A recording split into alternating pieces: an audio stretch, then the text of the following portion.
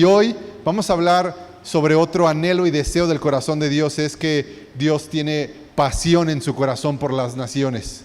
Dios ama las naciones, tiene un especial deseo y anhelo por rescatar a las naciones y formar un pueblo para su gloria y para su honra. El próximo domingo vamos a hablar, Dios ama a la iglesia, ¿verdad? Pero hoy quiero hablarte sobre la pasión del corazón de Dios por las naciones. Hemos entendido a lo largo de estos domingos que no todos están recibiendo en su espíritu lo que Dios anhela y desea.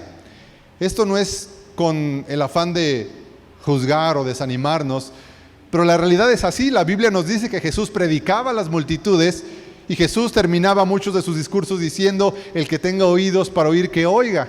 Y eso hace referencia a que no todos los que escuchan el mensaje lo reciben en su espíritu, lo vuelven parte de su vida. Las pasiones del corazón de Dios, lo que Dios ama y anhela en su corazón, que es lo que nosotros también tenemos que amar y apasionarnos.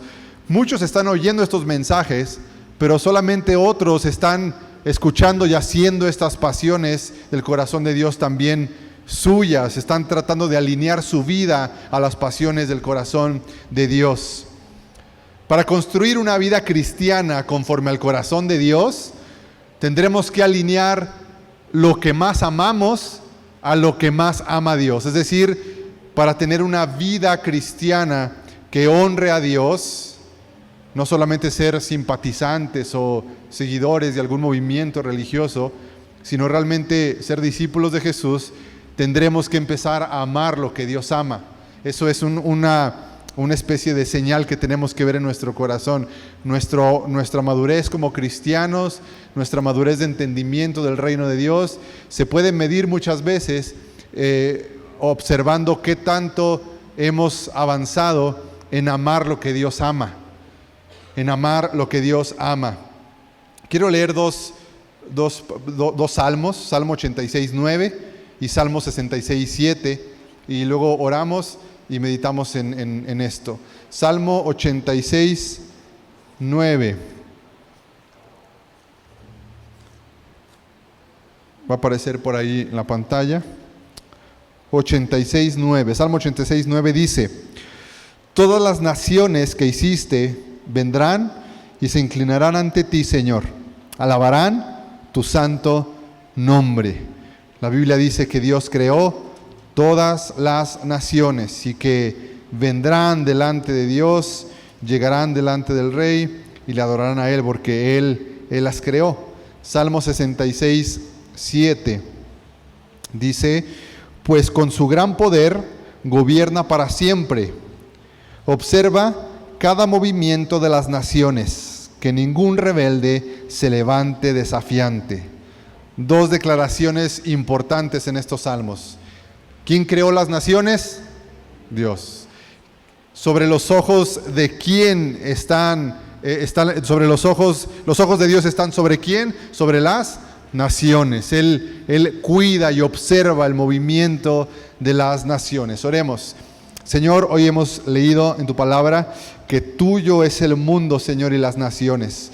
Tú las cuidas y tú gobiernas sobre ellas, Señor, y llegará el día donde cada una de las naciones, lenguas y tribus, etnias, Señor, se acercarán a ti a darte gloria y honra, porque tuyo es el reino por siempre.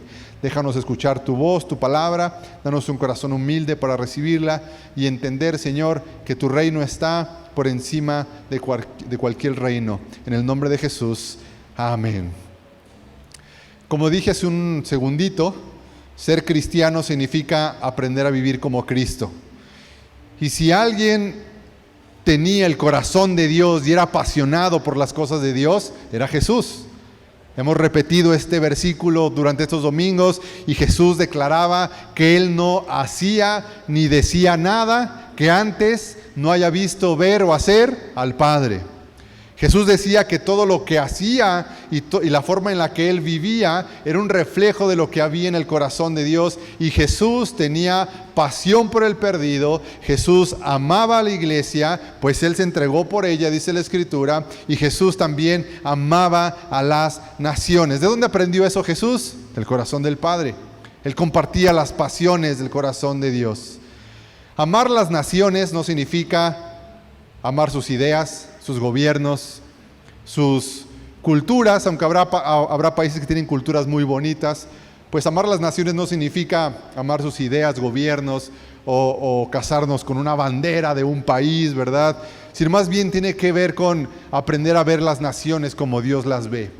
Naciones que muchas de ellas están como ovejas sin pastor. Naciones que muchas de ellas están bajo la opresión espiritual muy fuerte de religiosidad, de sectas, de corrupción espiritual, y Dios tiene el deseo de formar una sola nación para Él, y Él ve a estas naciones que muchas de ellas son como ovejas sin pastor. Cuando hablamos de Dios ama a las naciones, yo me hago unas preguntas que quisiera hacerte para reflexionar el día de hoy. Por ejemplo, ¿dónde y cuándo se formaron las naciones? ¿Quién formó tanta nación, tanta frontera, tantas banderas? ¿Dónde y cuándo se formaron estas naciones? ¿De dónde salieron tantas razas de personas? ¿Sí? Colores de piel, rasgos de la cara, ¿verdad? Tanta variedad de razas. Bueno, pues ¿de dónde salieron? ¿Dios tiene preferencia por alguna nación? ¿Tiene Dios favoritos de alguna forma en una nación? ¿Dios ve las fronteras y las banderas como nosotros los hombres las vemos? Él considera Latinoamérica, Centroamérica, Norteamérica, América del Norte. En la visión de Dios también existen estas geografías, estos establecimientos de naciones. ¿Cómo ve Dios la organización humana de los países y las naciones? Pienso en todo esto al pensar cómo Dios arde su corazón por las naciones. Pero primero tenemos que empezar reconociendo que una de las cosas que ocasionó el pecado en el corazón de los seres humanos es que el pecado le deja en el corazón al ser humano un deseo intenso de formar su propio reino.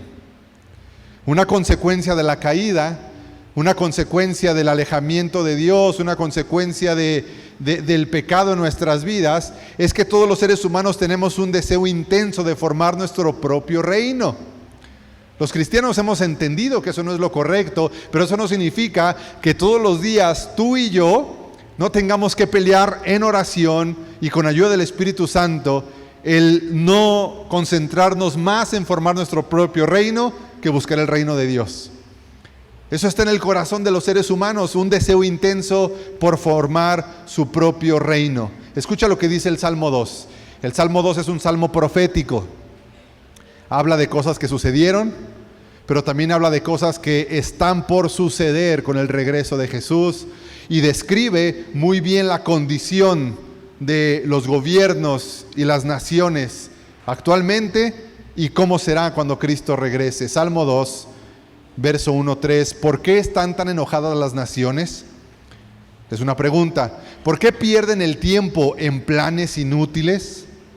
Los gobiernos humanos, los presidentes, los grandes líderes políticos se sientan en sus mesas, se sientan en sus juntas, planean, organizan, evalúan las economías, establecen leyes, reglas. Hay organizaciones que les ayudan a los países a ponerse de acuerdo para ver quién tiene más armamento nuclear que otro.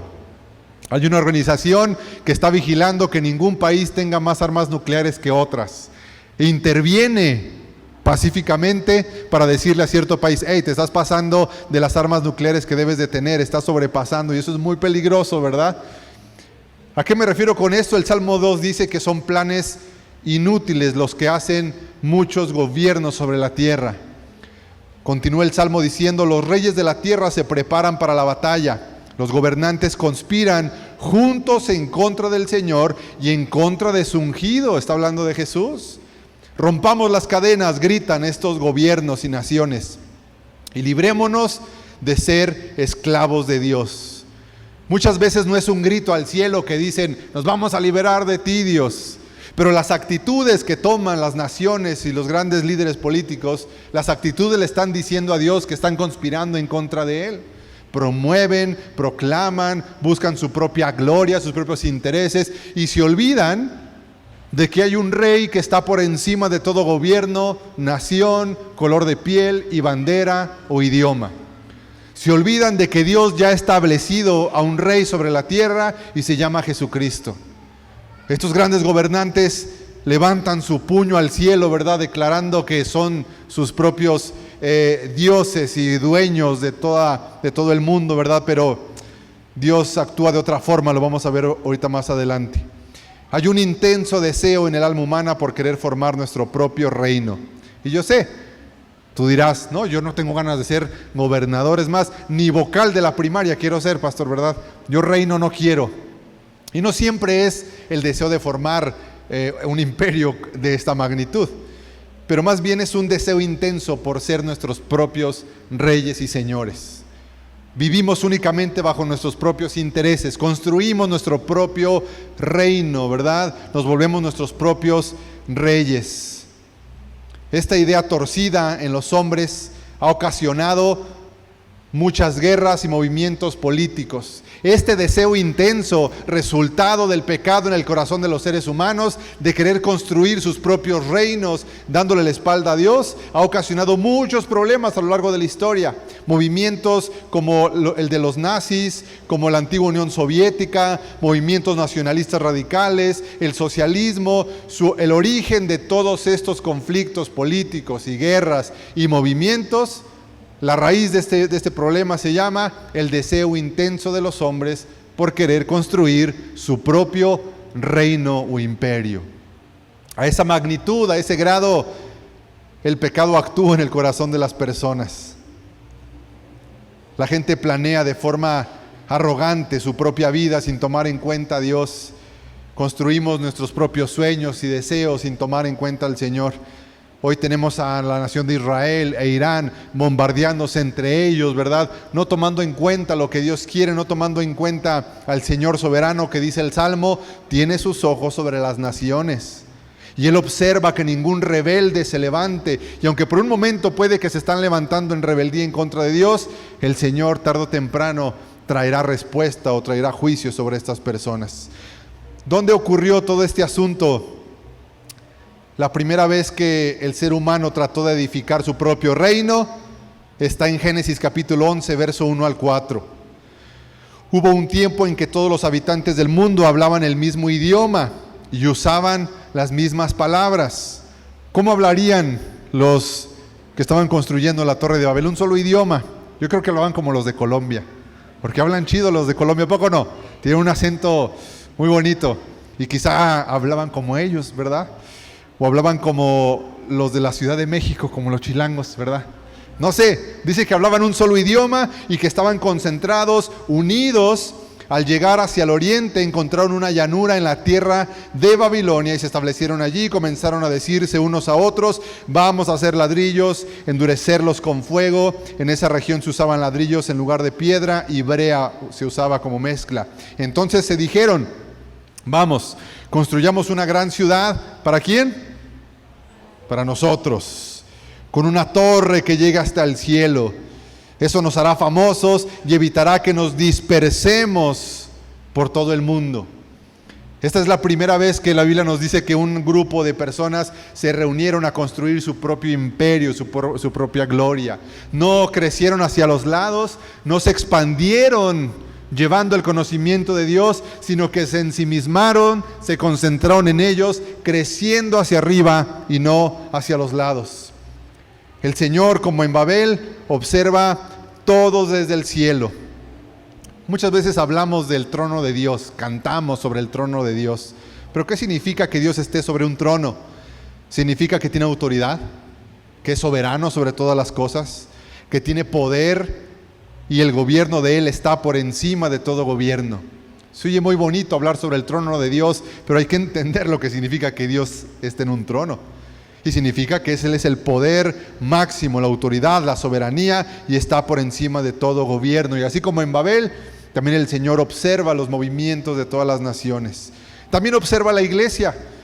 En Apocalipsis dice la Biblia que Jesús se pasea entre los candelabros de oro que representan las iglesias y que el Señor Jesús está observando a cada iglesia.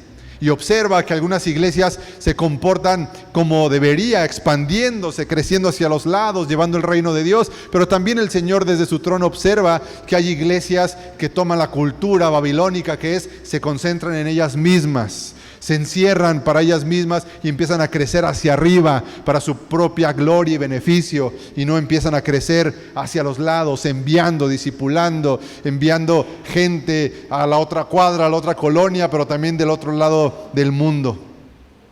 Los idiomas surgen como una necesidad por dispersar y enviar fuera a un grupo de gente que se estaba concentrando en ellos. Génesis 11, 5 al 7 nos dice que Dios habló con el Hijo, con el Espíritu Santo, habla en plural el Señor en Génesis 11:5 y dice, vamos a bajar a confundirlos con diferentes idiomas. ¿Por qué? Porque dice que se estaban poniendo de acuerdo.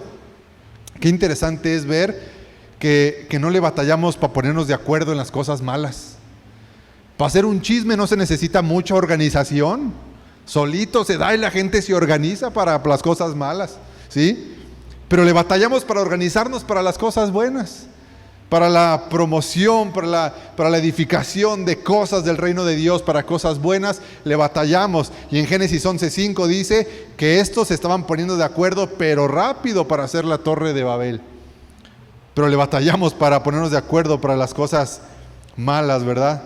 Para las cosas buenas, perdón.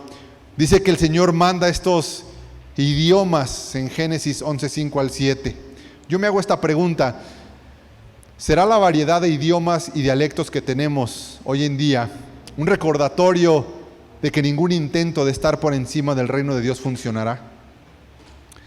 ¿Será la variedad de idiomas y dialectos que tenemos hoy un recordatorio de que ningún intento por estar por encima de Dios va a funcionar? ¿Serán las muchas etnias y culturas que hoy existen un recordatorio de que alguna vez nos tratamos de unir en contra de Dios y fracasamos? Porque dice que hablaban un mismo idioma, que la confusión de los idiomas fue obra de Dios para dispersarlos. Y quizá hoy las muchas etnias y los muchos idiomas sean un recordatorio de que Dios está por encima de toda nación, de todo gobierno. Nos recuerda que alguna vez nos tratamos de poner de acuerdo para querer ocupar el lugar de Dios y fracasamos. Pienso en eso al observar tanta etnia, cultura e idioma.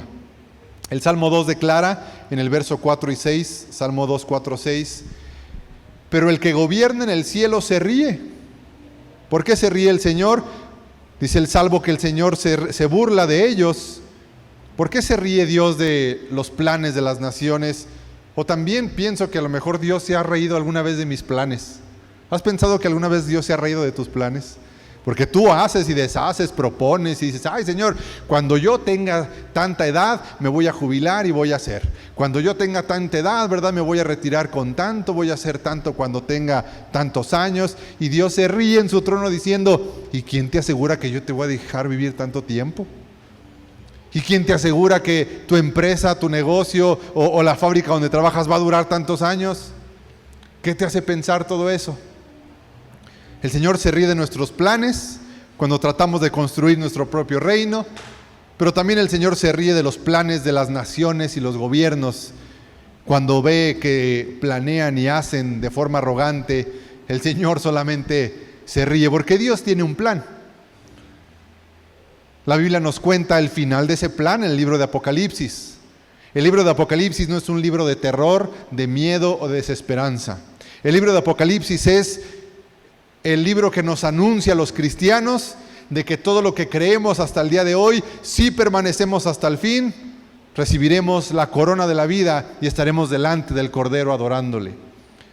El Señor Jesús nos deja en el libro de Apocalipsis el final de la historia, el final de la película. Nos dice cómo va a terminar todo. Nos dice cómo va a acabar todo esto y nos motiva a mantenernos fieles al Señor, porque déjame decirte que en la Biblia constantemente leemos la instrucción que dice, el que permanece hasta el final, ese será salvo, ese recibirá la corona de la vida. La permanencia hasta el final, la permanencia hasta lo último. El Señor se ríe de estos grandes planes, se burla de ellos. Después los reprende con su enojo, los aterroriza con su intensa furia, pues el Señor declara: he puesto a mi rey elegido en el trono de Jerusalén, en mi monte santo. Los grandes líderes políticos se pelean por quién va a gobernar los países, las naciones. Ahorita hay una guerra muy fuerte por el litio, porque el litio es una sustancia que se requiere, un material, un mineral, si no me equivoco se le puede llamar así, que sirve para todas las baterías que ocupan los Teslas, las computadoras, los celulares. El litio está siendo ahorita motivo de pleito en un montón de lugares. Elon Musk tiene demandas en el Congo porque está extrayendo litio de minas ilegales en el Congo para extraer este material que es indispensable, ¿verdad? Y tratan de repartirse la tierra o el gobierno, pero la Biblia dice en el Salmo 2 que Dios ya ha puesto un rey sobre la tierra. La tierra tiene un rey. Todavía no llega a establecerse completamente, pero ya es el rey de la tierra. Quiero que entiendas muy bien esto. La tierra, este mundo ya tiene un rey. Y estarse peleando entre gobiernos y entre autoridades para repartirse algo que no les pertenece es mera arrogancia, y Dios se burla de ellos, porque la tierra ya tiene un rey y se llama Jesucristo. Ya lo es, ya empezó su reinado, pero va a regresar una segunda vez y lo va a establecer sobre la tierra. Y la Biblia dice que Dios va a poner a Jesús sobre un trono que le tiene especial en la ciudad de Jerusalén. Ahí se va a sentar el Rey de Reyes y Señor de Señores. La gente hace planes, las naciones se reparten, pero nosotros no nos preocupamos por eso. ¿Por qué? Porque nosotros estamos bajo el reino que va a durar para siempre, el reino de Jesús. Dios va a lograr su cometido de establecer su reino sobre las naciones con o sin nuestra ayuda. Con nosotros o a pesar de nosotros, Dios va a cumplir su cometido. Él no está dependiente de nosotros para cumplir lo que Él va a hacer. Jesús mismo dijo: si ustedes no hablan, las piedras van a hablar. Y es muy interesante que hace algunas décadas, por lo menos, si no recuerdo, como 15 o 20 años, por ahí del 2000, se encontraron unos rollos que son escritos de la Biblia, los rollos más antiguos que se han encontrado sobre manuscritos bíblicos, se encontraron hace un par de décadas, y las encontró un beduino, un pastor de ovejas en el Medio Oriente. ¿Cómo las encontró? Andaba paseando las chivas, agarró unas piedras, vio una cueva, agarró la piedra y la aventó. Y cuando aventó la piedra, escuchó que rompió un jarrón. El beduino se metió y lo que encontró es que le había pegado a jarrones grandes donde se acostumbraba en la cultura medio oriental a guardar los papiros, los rollos, y lo que rompió con la piedra fue un jarrón. Encontró varios jarrones y dentro de esos jarrones estaban escritos rollos, y estaba el rollo de la escritura del libro de Isaías, más completo y más grande que no se había encontrado hasta el día de hoy. Mide más o menos como unos 12 metros de largo el rollo de la escritura de Isaías que se encontró ahí.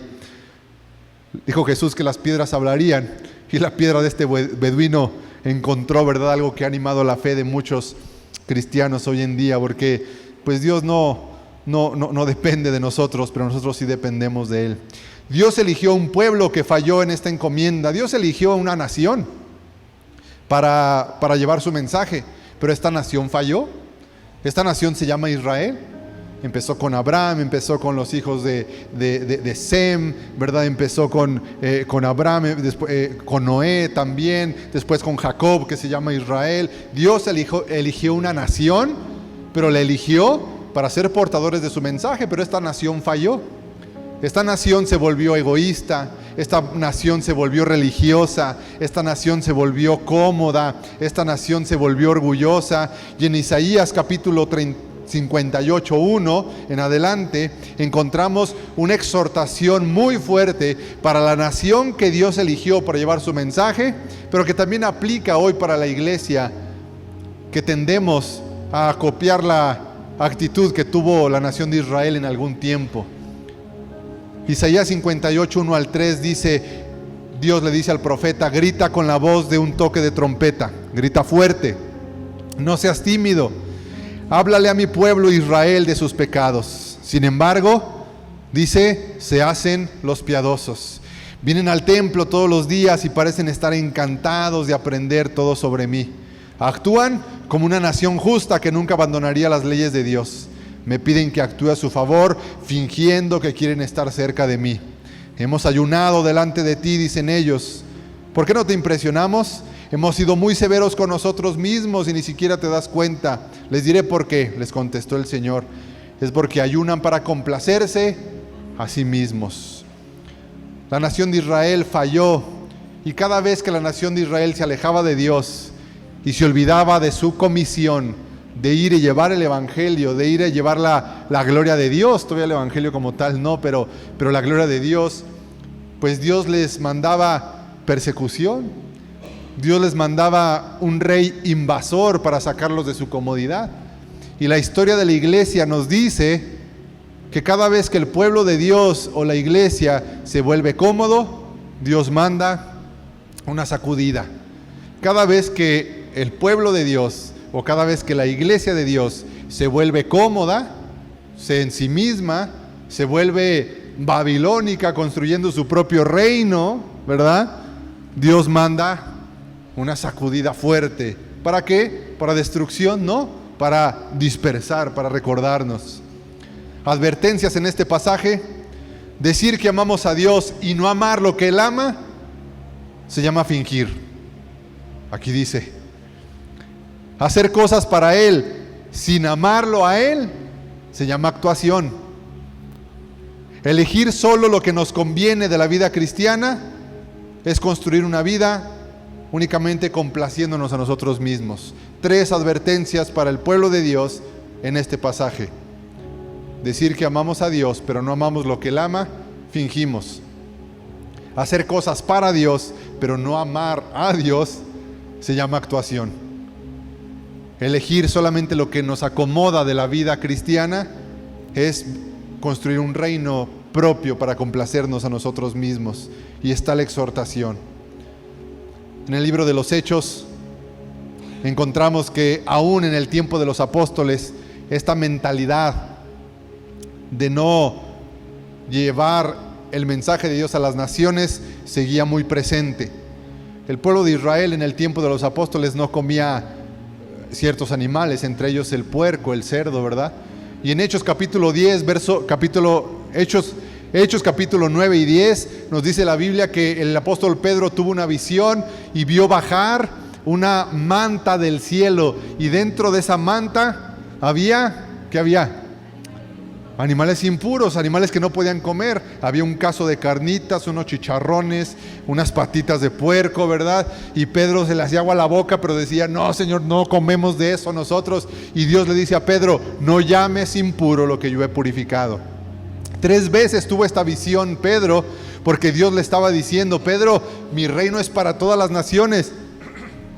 Mi reino es para todo el mundo, pero tú como judío te has ensimismado y has tratado a las otras naciones como indignas, como impuras, cuando yo soy el Dios de todas las naciones. En Hechos capítulo 10, verso 28 al 29, vemos a Pedro diciendo que Dios le ha mostrado que ya no debe de pensar de esa forma, y ahora llega a la casa de un romano, de un comandante romano, a pues llevar, impartir el Espíritu Santo y llevar la gloria de Dios a ese lugar. Después el apóstol Pedro le siguió batallando, el libro de los Hechos nos dice que el apóstol Pablo va y lo regaña y le dice, oye Pedro, pues que quedamos, ¿verdad? Ya Cristo nos rescató. ¿No te acuerdas que Dios te dijo que no hay nación impura? ¿Qué andas haciendo con los judaizantes? Y el apóstol Pablo va y regaña al apóstol Pedro por andar, dicen por ahí, volteando bandera, ¿verdad? Pero Dios le estaba mostrando que no debía de pensar de la misma forma. Este pensamiento es muy interesante porque cuando somos influenciados por el cielo, empezaremos a amar lo que Dios ama, entre ellos las naciones. Cuando somos influenciados por el mundo, solamente vamos a ser gente que ama nuestro propio reino y nuestro propio imperio. La carta a los Romanos dice, no se amolden a las costumbres de este mundo, no adopten la mentalidad de este mundo, más bien permitan que el Espíritu Santo les renueve la manera de pensar. Lo peligroso es que el mundo no te va a advertir, oye, te estoy amoldando, te voy a dar una clase para que te amoldes a las cosas del mundo. No, es una cosa muy sutil y te estás amoldando al mundo. ¿Cómo saber si el cielo me está influenciando o el mundo me está influenciando? Muchos síntomas. Uno de ellos, si el cielo me está influenciando, voy a empezar a amar lo que Dios ama. Entre ello, voy a tener un peso porque las naciones conozcan de la gloria de Dios. Si el mundo me está influenciando, voy a ser una persona que está concentrada únicamente en mi propio reino. Voy a ser una persona babilónica. La cultura de Babilonia nos absorbe y construimos nuestro propio reino. La cultura del cielo nos influye y amamos el reino que se extiende, no que se concentra en uno mismo. Cultura babilónica dentro de la iglesia, qué terrible, ¿verdad? Jesús es el mejor ejemplo de alguien que conocía el corazón de Dios. Mateo 21:12 dice que el Señor Jesús llegó y empezó a aventar las mesas en el templo. El templo en Jerusalén en aquellos años tenía diferentes accesos, pero la gente que no era judía solamente podía entrar por una sola entrada. Era un templo enorme, muchas puertas, pero solo una era para la gente que no era judía.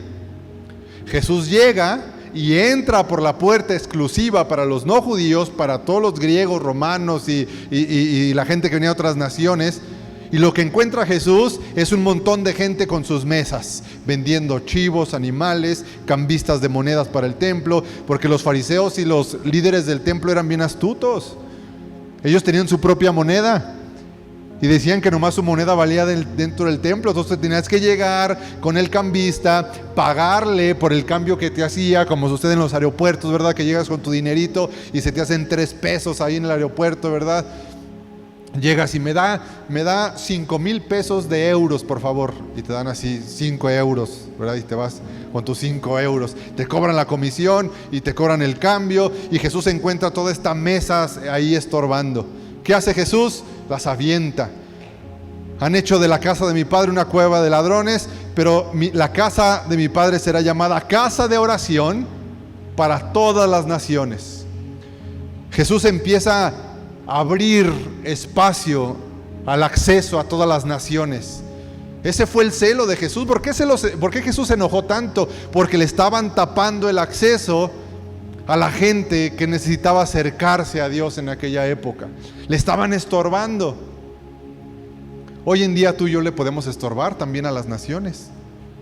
También les estorbamos. Levantamos una mesa para estorbar a las naciones cuando no nos comprometemos en orar por nuestros misioneros. Vámonos de lo despacito, ¿verdad? No nos vayamos luego a tu ofrenda misionera. Ok, no hablemos de la ofrenda misionera.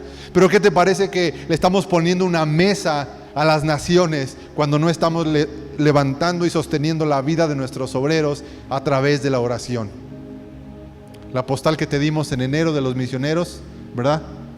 Si te pregunto, ¿dónde está? ¿Cuántos me dirían, ¿dónde está? La postal de las fotos de los misioneros que entregamos en diciembre, que entregamos en enero.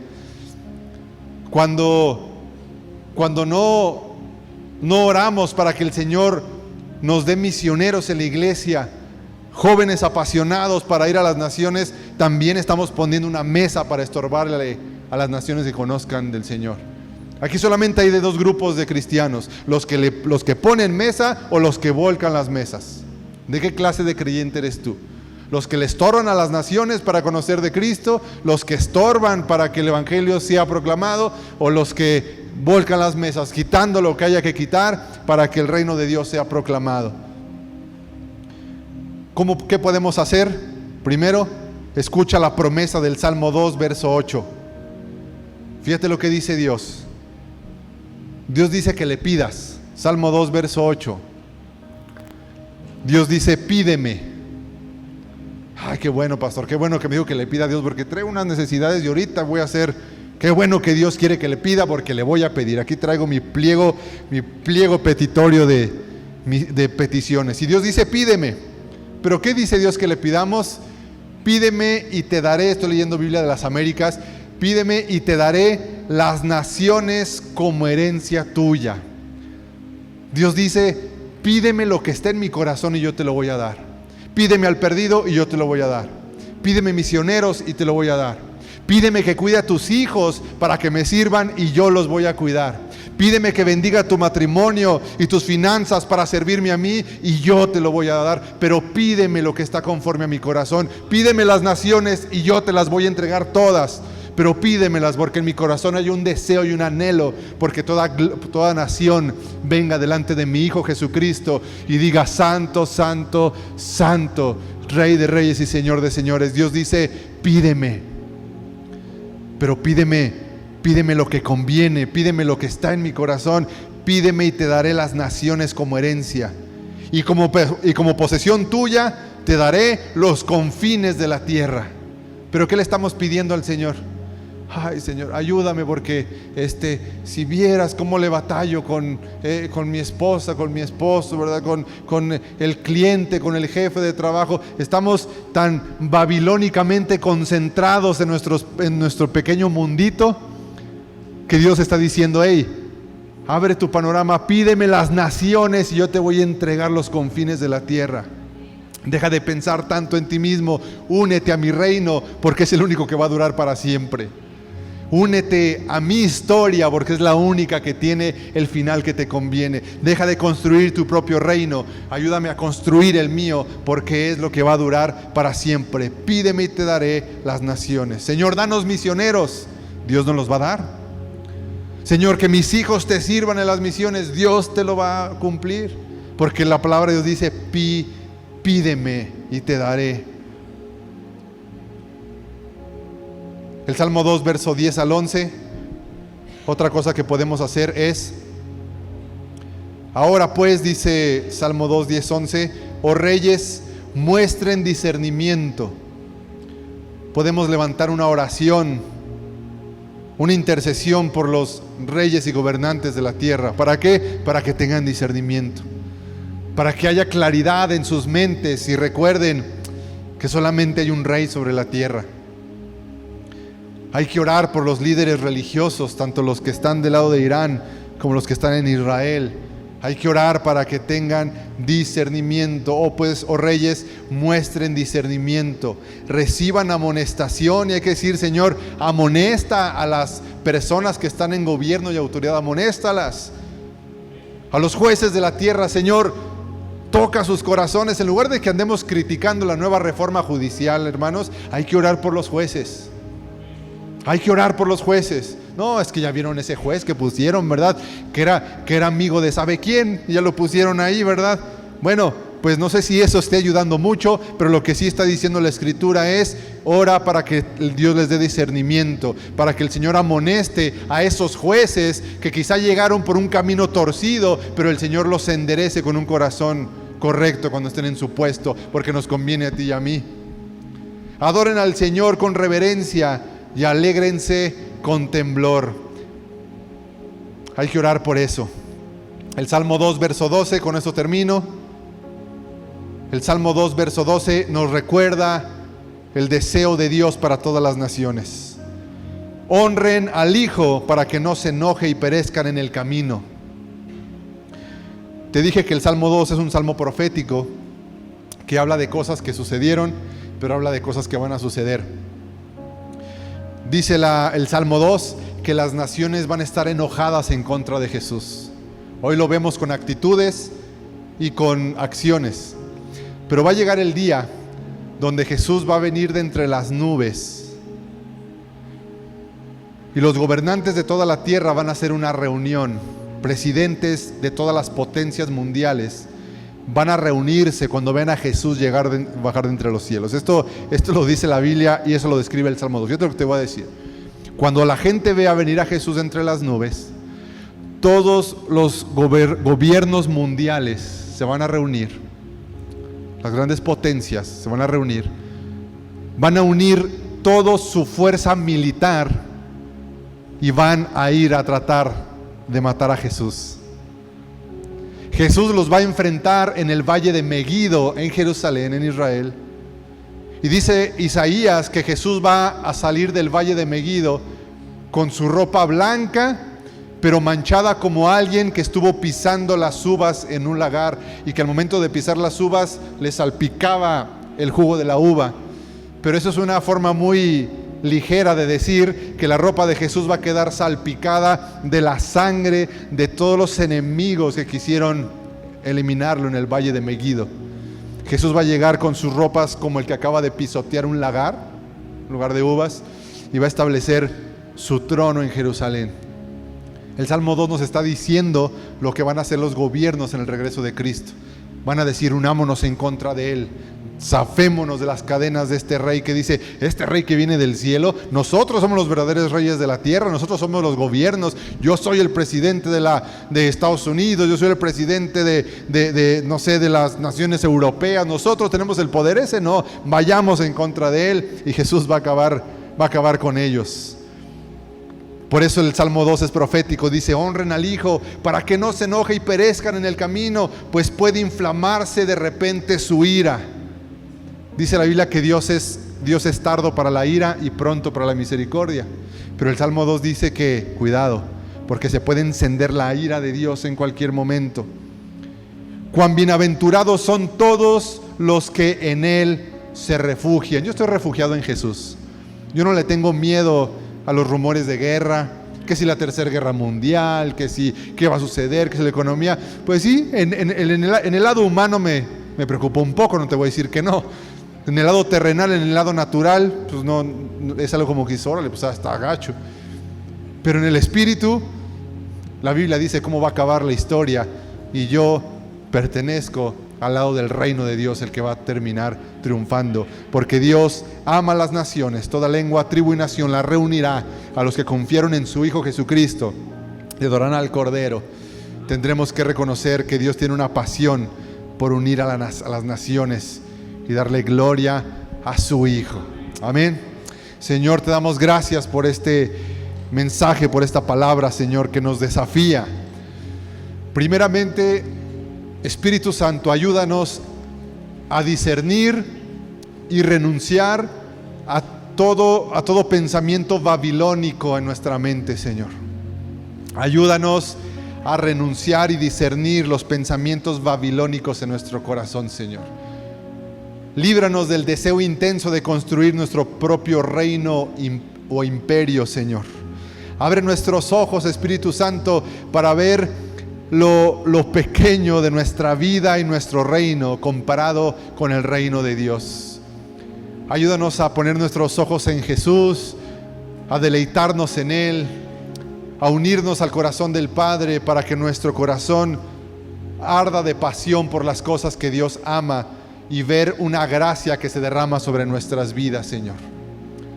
Derrama gracia y favor sobre tu iglesia para poder cumplir tu propósito en nosotros, Señor. Espíritu Santo, danos las naciones. Espíritu Santo, Señor Jesús, danos los confines de la tierra. Señor Jesús, entréganos Nepal, danos Turquía, danos India, Señor, danos las regiones sin evangelizar de la Sierra Tarahumara, Señor, del Círculo de Silencio, aquí en San Felipe, Guanajuato, Señor. Danos, Señor, los confines de la tierra, Señor Jesús. Déjanos llegar, Señor. Danos el territorio de los Tzotziles en Chiapas, Señor, donde hay tanta brujería y hechicería, Señor, y tanta resistencia al Evangelio, Señor. Danos esa tierra, Señor, para tu gloria y para tu honra, Señor Jesús. Déjanos, Señor, déjanos ver una generación en esta iglesia que empieza a conectar sus sueños con los tuyos. Jóvenes que desean estudiar ingenierías, licenciaturas, pero alineados para tu propósito, Señor, no concentrados en ellos mismos. Déjanos ver a jóvenes, Señor, que se preparan, que van a las universidades, que se convierten en personas en eminencia, en gobierno, en autoridad, pero que nunca se olviden, Señor, que como Daniel o como José, tú los pusiste en posiciones de honra y de liderazgo para promover tu reino, Señor, en el nombre de Jesús. Te lo pedimos, Señor, despiértanos en las pasiones del corazón de Dios. Tú amas la intimidad con nosotros, amas las naciones y amas al perdido, Señor. Queremos amar lo que tú amas. Nos ponemos de pie, por favor. Te Te damos gracias por este tiempo, Señor Jesús, por tu palabra, por tu Espíritu en nosotros. Fortalece nuestro corazón, que sea buena tierra nuestro corazón donde cae tu palabra. Hoy, Señor, síguenos hablando. Que el Señor te bendiga en tu entrada, en tu salida. Que el Señor encienda tu corazón una pasión por Él. Que el Señor te guarde a ti y a los tuyos. Y que el Señor te bendiga en todo lo que tú hagas. En el nombre de Jesús estamos despedidos. Que Dios te bendiga. Dar un aplauso al Rey Jesús.